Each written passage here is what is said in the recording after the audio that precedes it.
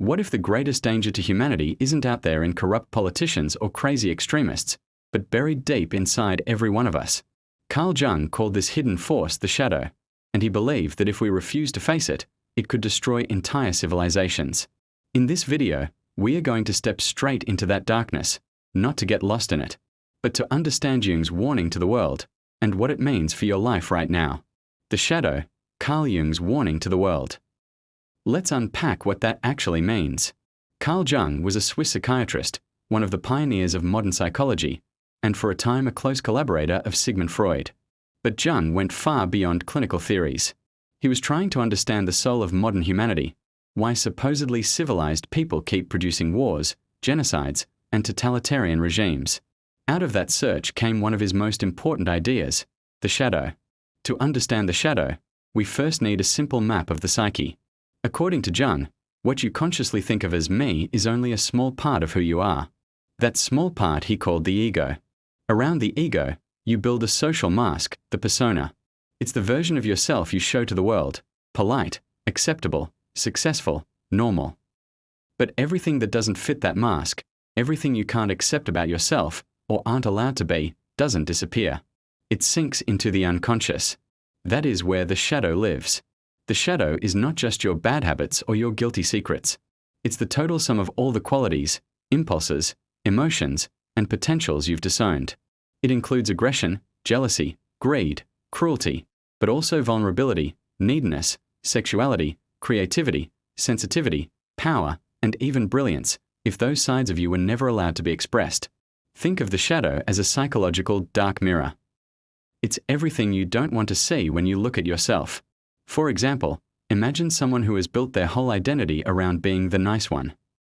They're always helpful, always agreeable, always smiling. On the surface, they seem wonderful. But maybe underneath they are seething with resentment. Maybe they feel used, unseen, and secretly superior. They never allow themselves to admit anger, envy, or the desire to say no. Those forbidden feelings don't vanish. They slip into the shadow. Another example, a person who prides themselves on rationality and logic. They present themselves as above emotion, above irrational nonsense. In their shadow might be fear, superstition, loneliness, spiritual longing, even childlike wonder. Everything they've decided is stupid or weak. So they unconsciously belittle other people who are emotional or spiritual, not realizing they are attacking in others what they can't face in themselves. Here's the twist. The shadow isn't just negative. Jung noticed that the shadow can also contain what he called gold, positive qualities that you never developed because they weren't safe, weren't rewarded, or didn't fit the story you were given about who you are. Maybe you were the responsible one in your family, and your playful, carefree side went into the shadow. Maybe you were always told you were average, and your ambition and brilliance got buried. Maybe you were told real men don't cry or good girls don't express desire. And so your tenderness, passion, and depth went underground. So the shadow is not a trash can. It's more like a storage room where you've thrown everything that felt too dangerous to keep in the living room of your life. The real danger begins when we pretend we don't have a shadow. Because the psyche is not neutral. Whatever is in the unconscious doesn't just sit there quietly. It pushes. It leaks. And the main way it leaks is through something Jung called projection. Projection means you unconsciously see in other people what you refuse to see in yourself. Say you can't stand the idea that you might be selfish. Your whole identity is built on being generous and self-sacrificing. It would destroy your self-image to admit, actually, sometimes I'm self-centered. Sometimes I manipulate people to get what I want. Those truths get pushed into the shadow. Then what happens? You start to see selfishness everywhere, except in you. You become hypersensitive to the slightest sign that others are taking more than their share. You talk a lot about how people are greedy and corrupt. You obsess over fake friends. You might be right about some of it, but the emotional intensity, the obsessiveness, the absolute certainty that it's them, never me, that's the shadow at work. Jung realized, as long as we deny our own darkness, we are doomed to chase it in others. We will demonize people, groups, nations, ideologies, anywhere we can safely dump what we refuse to own. This is where the idea of the shadow becomes truly frightening, and where his warning to the world begins. Because it's not just individuals who have shadows. Groups, nations, religions, and entire civilizations have shadows too. There is a personal shadow, your unique mix of denied qualities, and there is a collective shadow, which is everything a society refuses to admit about itself. A culture might proudly identify with values like freedom, reason, or kindness, while repressing its capacity for cruelty, domination, or fanaticism. That repressed side doesn't vanish. It gathers energy in the collective unconscious until it erupts as war, persecution, or social breakdown. To understand how the shadow forms in you, and how that connects to the dangers facing the world today, we have to go back to the beginning of your story, your childhood, your family, and the invisible rules you learned about what you're allowed to be. That's where we'll go next. We like to imagine that children are pure and innocent, and then the world corrupts them. Jung would say, children are whole. They are a mix of light and dark, joy and rage, creativity and destructiveness. They are not yet split. The splitting begins when a child meets a very simple but powerful reality. If I behave this way, I'm loved. If I behave that way, I'm rejected. From your earliest days, you were reading the emotional weather of your home like a survival manual. You learned what made your caregivers smile and what made them turn away, yell, punish, or withdraw. Maybe you discovered that being quiet and undemanding made people relax, or that being funny got you attention, or that getting good grades brought praise. On the flip side, you learned that anger, loudness, sensitivity, tears, or too much curiosity made adults uncomfortable or angry. This is how your persona begins. You build a good version of yourself that fits the environment. I'm the smart one. I'm the easy one. I'm the tough one. I'm the caretaker. These roles help you survive and get love. But there's a cost. Everything that doesn't fit the role, you start to push away. You don't say, this is a part of me I'll express elsewhere. As a child, you say, deep down, this is bad. This is not me. If I show this, I will lose love. And that's how the shadow starts to take shape. Maybe you grew up in a family where anger was terrifying, someone drank and exploded, or people slammed doors and screamed. You might have decided, I will never be angry. Anger destroys everything. Your own anger then goes into the shadow. As an adult, you avoid conflict at all costs, you're terrified of anyone being upset, and you believe you're just a calm person. But under stress, maybe you suddenly explode in ways that even shock you. Or your unowned anger seeps out in passive-aggressive comments, silent treatments, or subtle sabotage. Or maybe you grew up where sadness was not allowed. Stop crying. Don't be so sensitive. We don't talk about that. You learned to shut down grief and fear. They went underground. Now maybe you pride yourself on being strong, independent, or low maintenance. But you find yourself numb, disconnected, unable to form deep bonds. Or you overreact to other people's vulnerability, mocking or judging it, because their tears are mirroring your own denied sorrow. Culture and religion also shape the shadow. In some cultures, sexuality is heavily shamed. Desire, especially in women, is labeled dirty or dangerous. Those forces don't vanish. They move into the shadow, emerging as secret obsessions, compulsive porn use, cheating, or a rigid moralism that harshly judges others' sexual behavior. In some cultures, emotional expression in men is shamed. Boys are told, don't cry, man up, don't be a sissy. Tenderness, fear, and sadness become shadow material. They might come back later as depression, violence, or an inability to connect with partners and children. In other settings, ambition is frowned upon. Who do you think you are? Don't get too big. So a person's drive, hunger, and desire for impact go into the shadow. They may then either sabotage themselves constantly or unconsciously undermine others who dare to be ambitious. During adolescence, this shadow often tries to break out. You may remember a phase of rebellion, secret behavior, risky experiments. That's not just teen drama. It is the energy that has been locked in the shadow trying to find a path into consciousness. If it's met with understanding and wise guidance, it can be integrated. If it's met only with harsh judgment and more repression, it sinks deeper, becoming more dangerous. Jung didn't reduce all this to a single mechanism, but there are some key processes at work. You repress. You push thoughts and feelings down, out of awareness, because they're too painful or forbidden. You split. You divide yourself into good me and bad me, then try to live only from the good side. You displace. You redirect anger or desire away from its real target to something safer.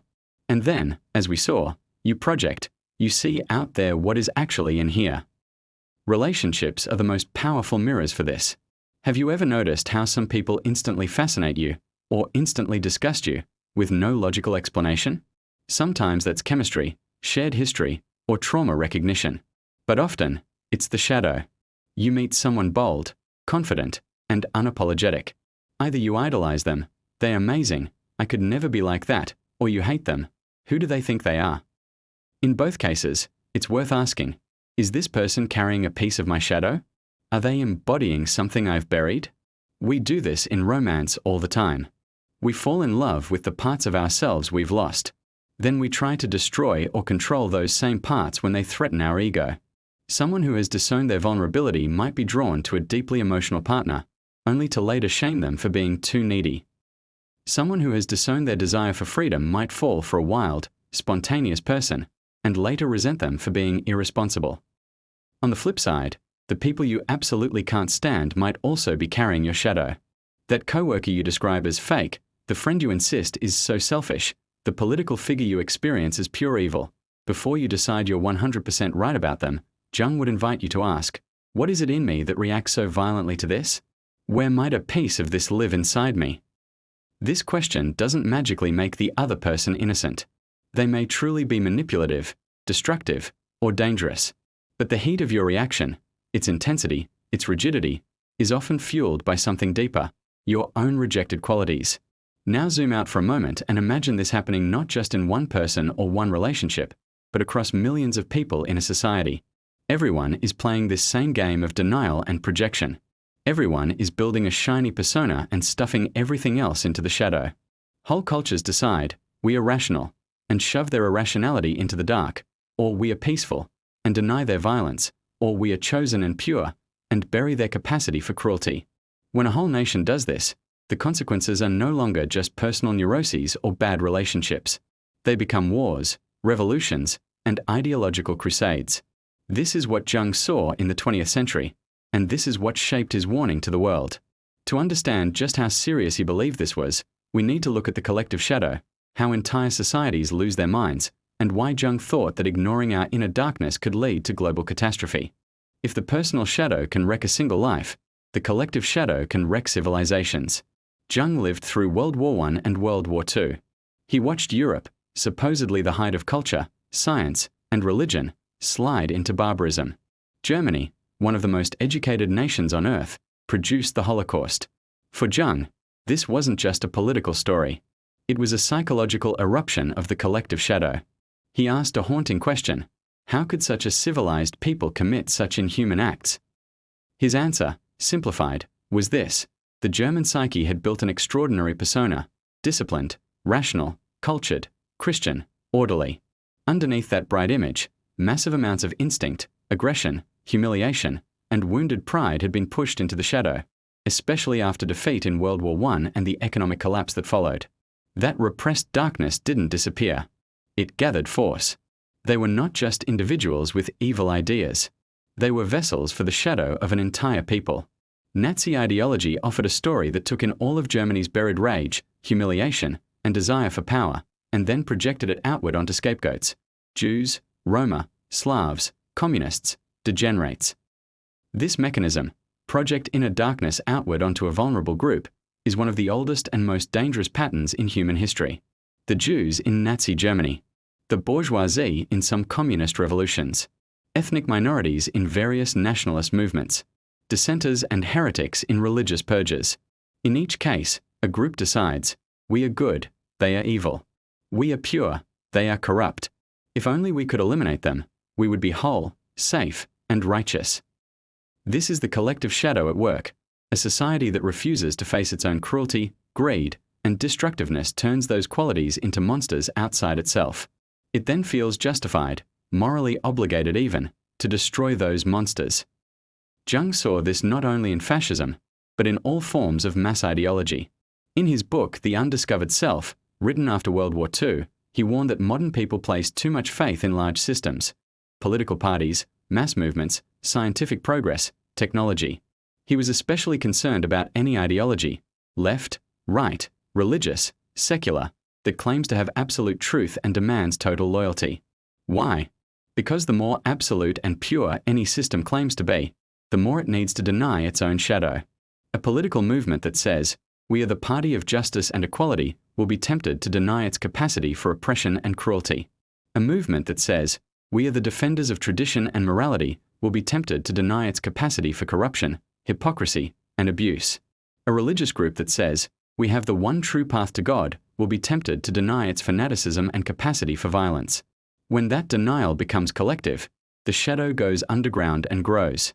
Jung believed that the modern world, with its massive populations and powerful technologies, made this far more dangerous than in earlier ages. In the past, a tribe might project its shadow onto a neighboring tribe and start a war with spears and swords. In the 20th century, those same psychological dynamics were amplified by industrial weapons, propaganda machines, and totalitarian states. Today, they are amplified even more by digital technology and global networks. He also saw how mass-mindedness weakens individual conscience. In a crowd, people often do things they would never do alone. When you swept up in a movement, especially one that presents itself as unquestionably righteous, it becomes very easy to project all evil onto the other side and stop questioning your own actions. You become possessed by group emotions. Jung wrote about this as a kind of psychological possession by archetypal forces. The shadow, at a collective level, can take on mythic dimensions.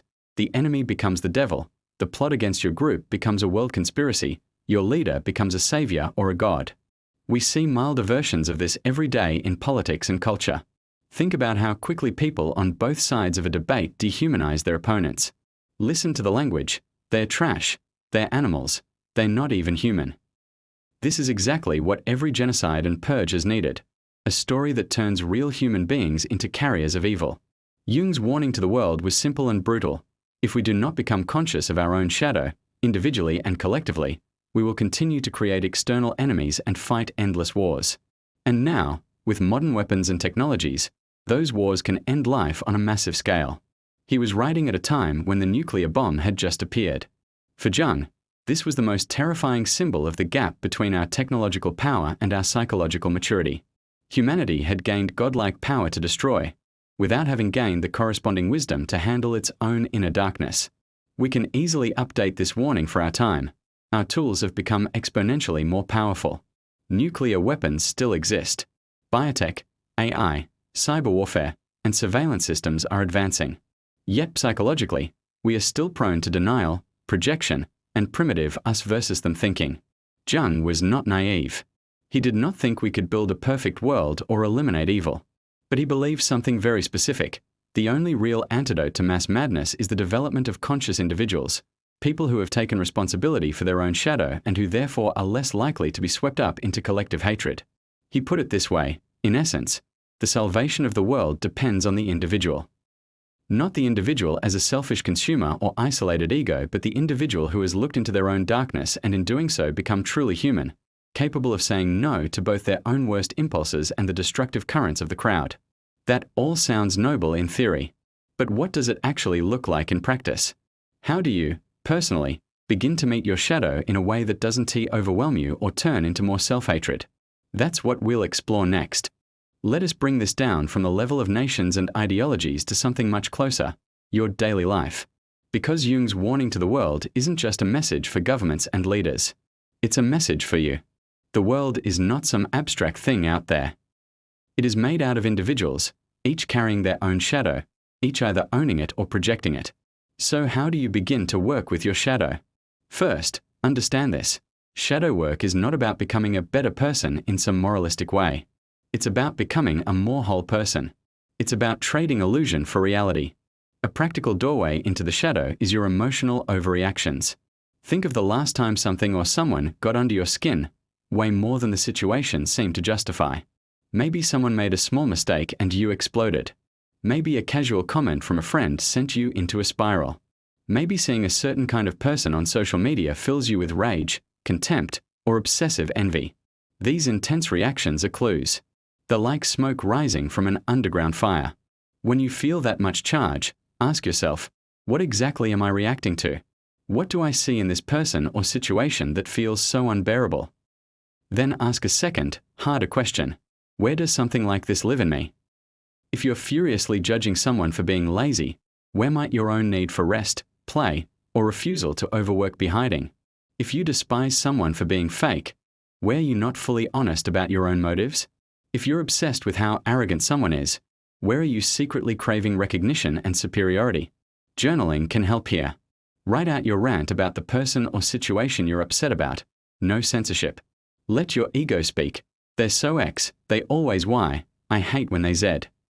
Then go back, line by line, and ask, is there any way this description also applies to me, even in a small or different way? Where have I thought, felt, or done something similar? You won't always find a one-to-one match, but if you do this sincerely, you'll start to notice patterns. The things you can T-bear out there often point to what you can T-face in here.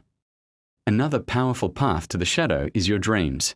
Jung considered dreams a kind of nightly theater in which your unconscious tries to communicate with you. Often, shadow figures appear as people of your own gender, strangers with suspicious or threatening qualities, criminals, monsters, or embarrassing characters you'd never want to be. You might dream of fighting with someone, being chased by a dark figure, or watching a messy, impulsive, or shameful version of yourself doing things you'd never do. Instead of dismissing these dreams or feeling guilty about them, Jung would invite you to ask, what part of me is this? Not literally, dreams are symbolic, but psychologically. If you dream of a thief, where are you stealing something, time, attention, credit for work, that you don't fully acknowledge? If you dream of a wild, seductive person, where is your own sensual, alive, instinctual self trying to be seen? If you dream of a cruel authority figure, where do you treat yourself or others with that same harshness? Jung developed a method called active imagination to deepen this process. In active imagination, you take an image or character from a dream or fantasy and let it speak. You might sit quietly, visualize the scene, and then imagine a dialogue. You ask the figure questions, and you write or speak its answers without censoring. Or you might draw or paint the figure, letting your hand move without overthinking. The point is not to believe everything the shadow figure says. The point is to give it a voice, to bring what is unconscious into some kind of conscious relationship. Instead of being possessed by an unknown part of yourself, you begin to meet it as the other within. Now, a crucial distinction. Owning your shadow does not mean acting out everything you feel. If you discover a lot of anger in yourself, integration doesn't mean you start screaming at people or becoming abusive. If you discover forbidden desires, it doesn't mean you compulsively chase them in ways that hurt yourself or others. Integration means, this is part of me. I don't have to indulge it, but I also won't pretend it's not there. You build what some therapists call an inner container, a capacity to feel strong emotions, impulses, and fantasies without being overwhelmed or blindly acting them out. You might express them in a journal, in art, in safe conversations, or in therapy. You might channel them into creative work, play, or physical movement. A helpful attitude toward the shadow is curiosity rather than condemnation. Imagine a part of you that learned, early on, that the only way to get attention was to create drama. It became loud, reactive, needy. As an adult, you feel ashamed of that side. You call it childish or pathetic. But what if, instead of attacking it, you approached it like a scared child or animal? What are you trying to protect me from? When did you first feel you had to act this way? What do you actually need? This is not sentimental. It's strategic. Shame keeps the shadow locked in the dark. Compassion invites it into dialogue, where it can soften and transform. As you do this work, something surprising happens. You start to recover not only your darkness but your aliveness. The energy that was locked up in repression becomes available. You may find new creativity, clearer boundaries, deeper relationships. You become less naive about your own motives, but also less judgmental of others. You can say, yes, I too have selfishness, aggression, envy, lust, but I also have choice. I don't have to project these onto you or pretend they only live in you. In Jung's language, this is part of a larger process he called individuation, becoming the unique, integrated person you were meant to be, rather than just a bundle of social roles and defenses. Now, a few important cautions. First, not all shadow work is DIY. If you have a history of trauma, abuse, or severe mental health struggles, diving into your darkness alone can be destabilizing. In those cases, working with a qualified therapist, especially one familiar with Jungian or depth psychology, is wise. Second, Shadow work has become a trendy phrase in some circles, sometimes used to justify harmful behavior. That's just my shadow, or I'm just being real. Jung would not approve. A true encounter with the shadow increases your sense of responsibility, not decreases it. It makes you more aware of the potential for harm in yourself, not more entitled to act it out. Third, this is not a one-time project. You don't integrate your shadow in a weekend workshop and then you redone. The unconscious is vast. Life will keep showing you new layers, especially in times of crisis, change, or deep relationship. So why do it? Because the alternative is far worse. If you don't meet your shadow consciously, it will meet you unconsciously, through self-sabotage, broken relationships, addictions, compulsions, and, at the collective level, through the kind of social and political madness Jung warned about. This brings us back to the bigger picture. What does all this inner work have to do with the state of the world today? With polarization, conspiracy theories, online hate, and the very real threats we face as a species? To answer that, we need to look at how Jung's warning has become even more urgent in our time. Look around at the world we live in now. We have more information than any previous generation, more knowledge, more technology, more connection. Yet we are also seeing rising polarization, waves of disinformation, resurgent extremism, and a constant search for enemies. We are facing global challenges, climate change, nuclear risks, technological disruption, that require cooperation and maturity, and yet our public discourse often looks more like a schoolyard fight. If Jung were alive today, he would immediately recognize many of the same patterns he saw in the 20th century, but amplified. Social media, for example, is one of the most powerful projection machines ever created. You log on, and you are instantly surrounded by people presenting personas, curated images, carefully crafted opinions, virtue signals, outrage performances. At the same time, you are presented with endless targets for your own projections. Strangers you can attack, celebrities you can worship or despise, political figures you can turn into monsters or saviors. Algorithms amplify whatever grabs attention, and nothing grabs attention like shadow material. Anger, fear, shame, envy, outrage. Every time you join a pylon, every time you reduce a complex human being to a single hated trait, every time you get high on the certainty that we are right and they are garbage, you are swimming in the collective shadow. You might be engaging with real problems and real injustices, but the emotional tone, the dehumanizing, the total certainty, the joy in destruction, reveals something deeper. Conspiracy theories are another example. Of course, real conspiracies exist. Powerful people sometimes do act in secret, unethically. But many modern conspiracies, about shadowy cabals controlling everything, about entire groups being pure evil, function psychologically as giant projections.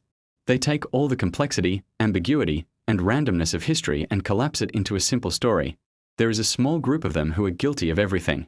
If only we expose or destroy them, we will be saved. This is pure shadow logic. Locate all darkness outside, then fantasize about purifying the world by cleansing or punishing the guilty ones. We see similar dynamics across the political spectrum. On one side, people may project all greed, cruelty, and authoritarianism onto the other side, while denying those tendencies in their own camp.